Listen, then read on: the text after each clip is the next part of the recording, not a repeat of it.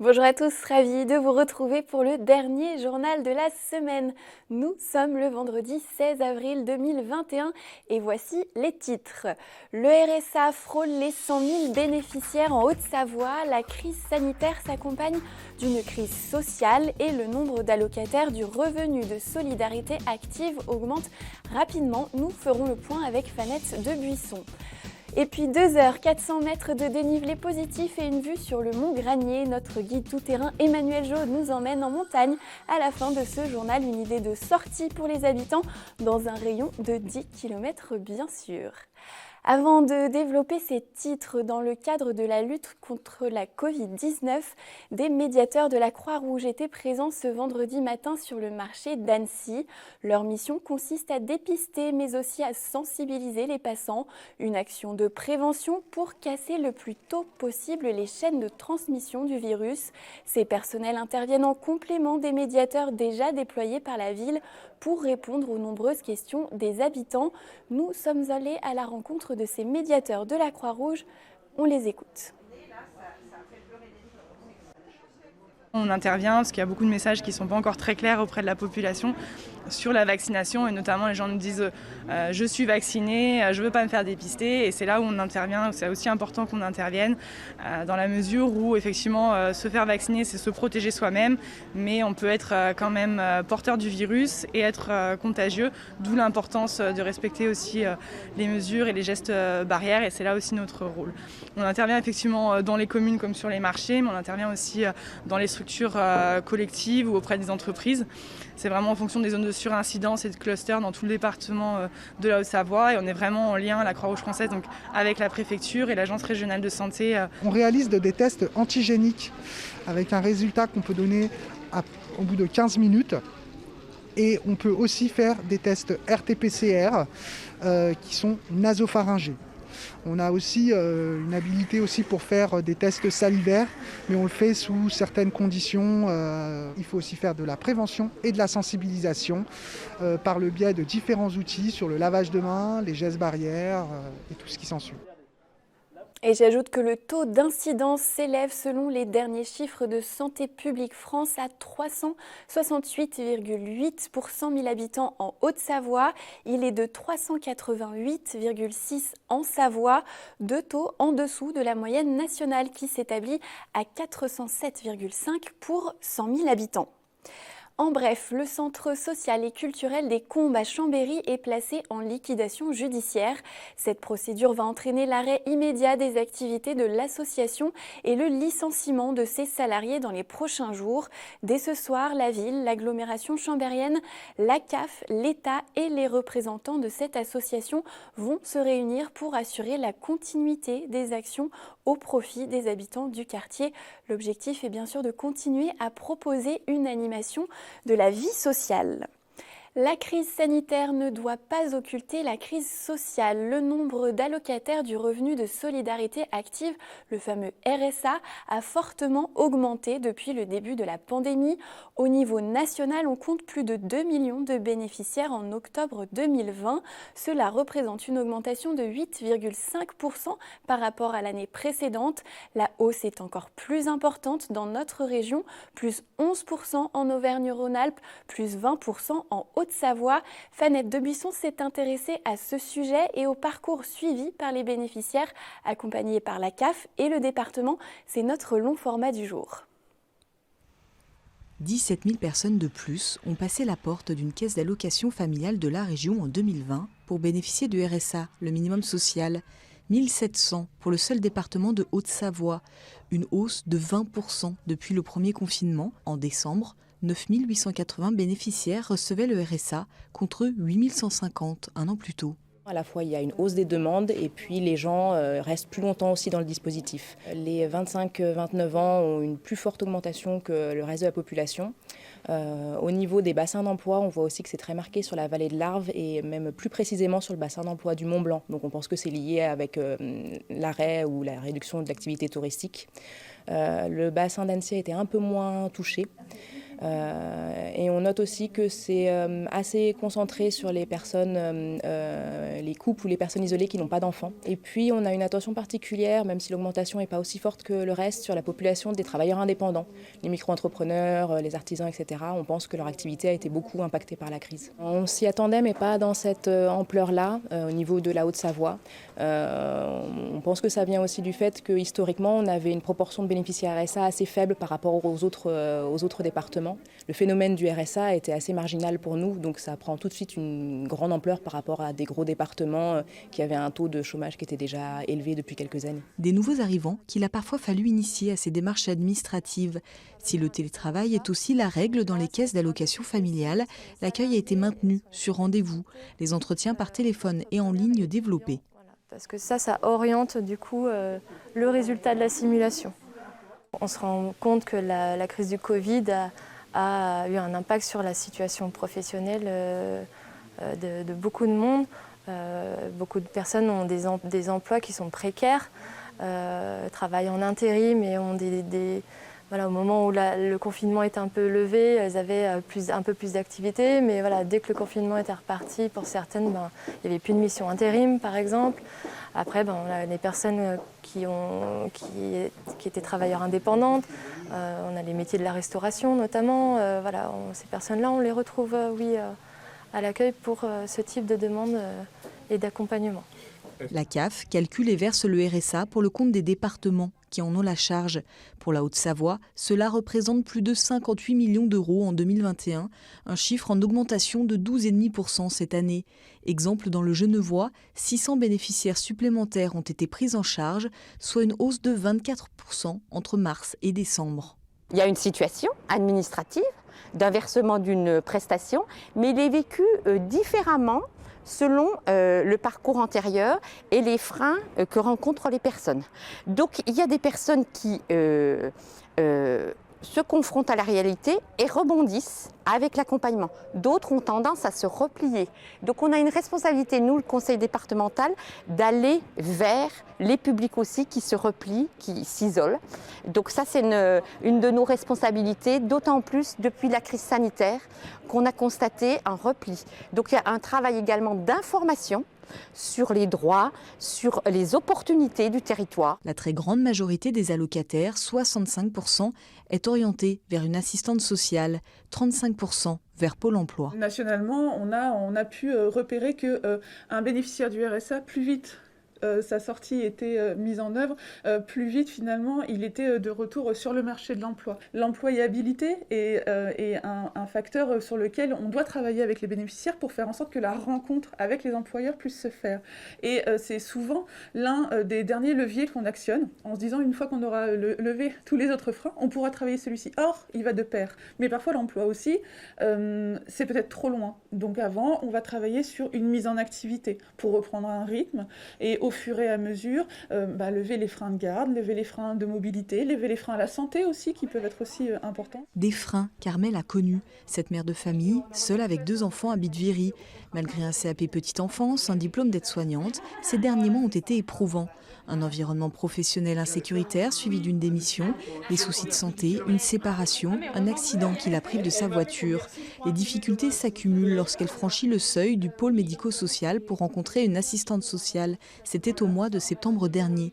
Depuis, elle touche le RSA et est accompagnée par l'association Solidarité pour réussir. 8 mois plus tard, c'est avec soulagement qu'elle signe un CDI d'auxiliaire de vie. Une voiture lui a été prêtée par l'association. Son futur employeur a aménagé ses horaires. L'enjeu majeur de notre activité, c'est clairement le recrutement, en fait, ce qui est très très compliqué, encore plus sur le secteur sur lequel on vit. Le but, en fait, c'est que proposer un emploi à quelqu'un où il y a plus de contraintes que d'avantages, c'est pas viable du tout. Et nous, ce qu'on cherche vraiment, c'est cette stabilité dans l'emploi, que ce soit pour nous simplement et pour nos bénéficiaires, en fait. Donc, le but, c'est de transformer ces contraintes en avantages et donc de coller à ce que demandent les salariés, en fait, que ce soit en termes d'emploi du temps, en termes d'horaire, en termes d'amplitude horaire sur la journée. Nous, on s'adapte vraiment à ça. Tout le travail, entre guillemets, en amont est déjà fait. Armelle correspond typiquement, nous, à nos besoins et au profil qu'on recherche. le RSA plus financier, mais après l'accompagnement à l'assistance sociale, c'est encore mieux parce que c'est plus approfondi, ça ne reste pas qu'une somme d'argent qu'on perçoit tous les mois. Enfin, il y a vraiment un suivi, même pour tout, la santé, la CMU par exemple. Donc dans les jours à venir, les mois à venir, je pense que je vais garder mon sourire. Pour mieux accompagner les bénéficiaires comme Armelle, le département travaille à la création d'une maison de l'insertion d'ici la fin de l'année à Annemasse, notamment aux côtés de Pôle emploi. Lundi, elle réalisera ses premières visites en tant qu'auxiliaire de vie, un nouveau départ et la sortie du RSA. En février, le nombre de bénéficiaires en Haute-Savoie a diminué légèrement. 9 748 personnes ont touché le minima social. Et j'ajoute que la Savoie n'échappe pas à cette hausse du nombre de bénéficiaires du RSA. On en comptait près de 5 400 au 1er janvier 2020. Ils étaient plus de 6 000 au 31 décembre 2020. Pour le département, cela a représenté un budget de plus de 35 millions d'euros, dont 1,5 supplémentaire au titre du plan Covid. En 2021, cette fois, 38 millions d'euros sont inscrits au budget pour ce seul RSA. Depuis le 4 mars, une centaine de lieux culturels sont mobilisés en France parmi leurs revendications, l'ouverture des lieux culturels au public, mais aussi le retrait de la réforme de l'assurance chômage. Alors que l'espace Malraux de Chambéry est occupé depuis un mois tout juste, des membres du collectif se sont rassemblés ce vendredi devant Pôle emploi dans la zone des Grands Vergers. Une mobilisation festive et artistique, comme vous le voyez sur ces images de Fanette de Buisson.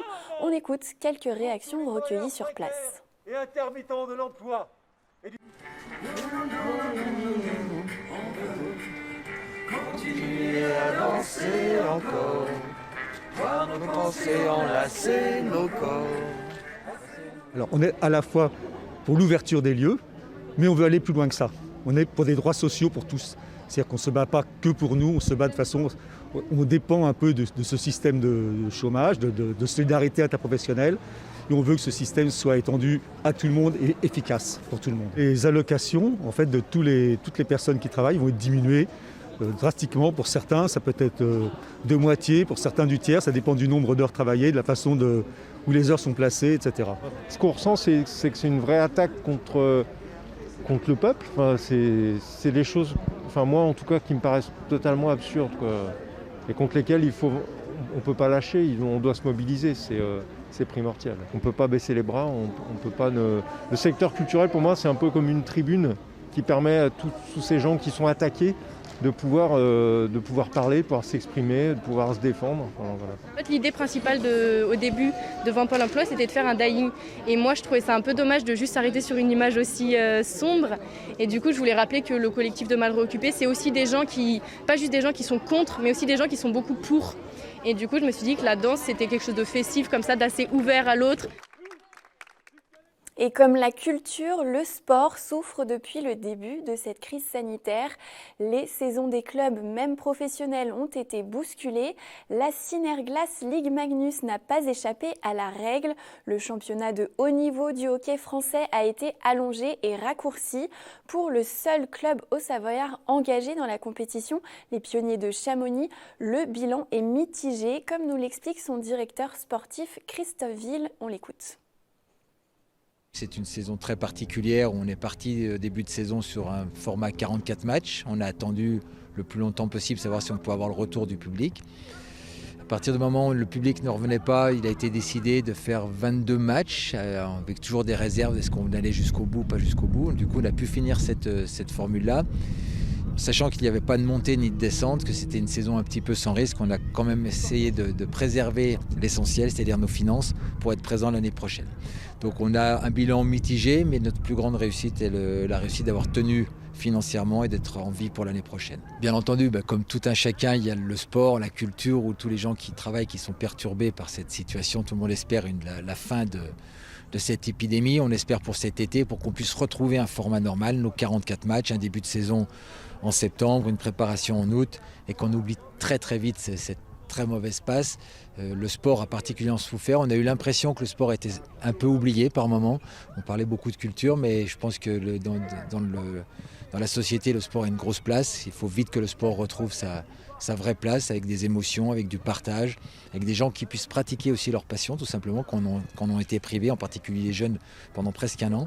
Donc je pense que c'est capital que le sport retrouve sa place dans notre société, et le plus vite possible, bien entendu.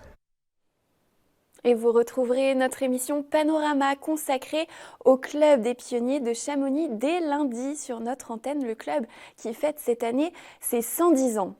Un peu d'évasion pour aller jusqu'à la fin de ce journal. En cette veille de week-end, il nous tenait à cœur de vous proposer un peu d'inspiration pour vos sorties certes restreintes.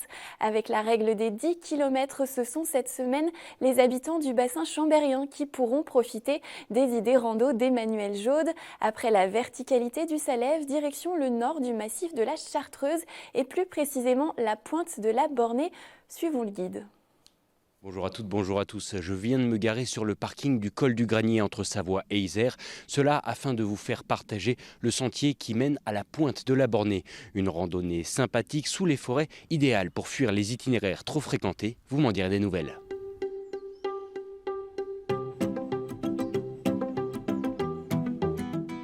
Avec un dénivelé positif de 400 mètres, la pointe de la Bornée n'est pas vraiment une bavante à proprement parler.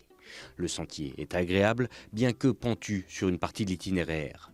50 mètres après le col du Granier en direction de Saint-Pierre-d'Entremont, on part donc sur la droite sur une piste pastorale commune à de nombreuses autres sorties dans les parages.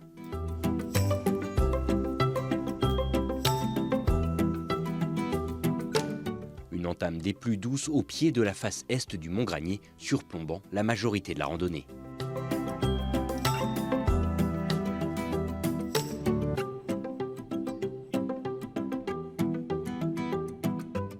Au lieu-dit Les Ravines, marqué par un panneau indicateur, prendre à droite en direction du Mont Joigny.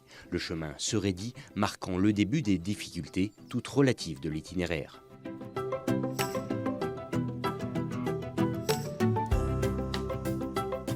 Même humide, le sentier est très praticable et le fléchage évident à condition de lever la tête de temps en temps. Après un replat d'une centaine de mètres, appréciable, le sentier se divise. Sur la droite, les virages marquent l'arrivée dans le deuxième tiers de cette balade.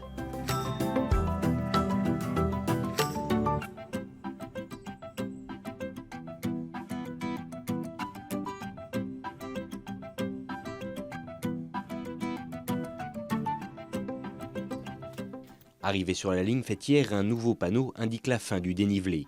Prendre à droite sur une sente évidente mais pourtant non indiquée pour traverser les quelques clairières qui emmènent en quelques minutes au sommet de la pointe de la Bornée, là encore nullement matérialisée.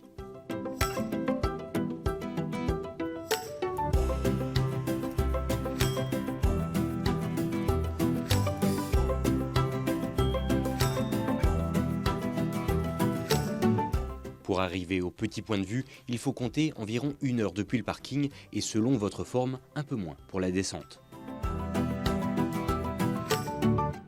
Voilà, c'est devant ce point de vue impressionnant, si la météo le permet, que je vais vous laisser. Concernant le chemin de retour, vous pouvez boucler par la pointe de la Gorja, moyennant une bonne heure en plus. Une randonnée familiale que je conseille à tous. Moi, je vous laisse ici et je vous dis à très bientôt sur notre antenne. Et merci à Emmanuel Jaude pour cette belle balade. C'est la fin de cette édition. Merci de l'avoir suivi. Merci à toute l'équipe. Restez avec nous dans un instant la météo. Et puis vous retrouvez un nouveau tête-à-tête en compagnie de la vététiste Loana Lecomte. C'est une rencontre signée François Pirot et Sébastien Germain. Lundi, vous retrouverez Marine Schneider pour un nouveau journal. D'ici là, passez un très bon week-end. Je vous dis à très vite sur 8 Mont Blanc.